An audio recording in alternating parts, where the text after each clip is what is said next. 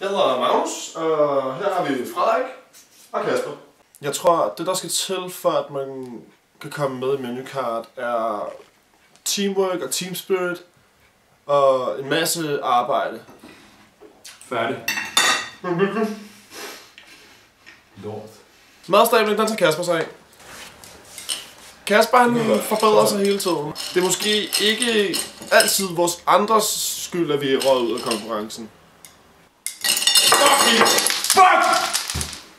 Ja, Frederik har jo tidligere været med i Menukart. Nå, så prøv at se, om du kan se med ved det her. Han kom til at spise nogle svampe, som ikke bare var champignoner. Kalkyle.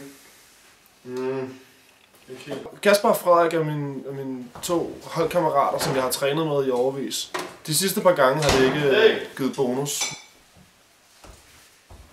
Der er en snakke om. Så går du træne. Jeg tror helt sikkert, at den her gang, der skal vi nok klare den alle sammen.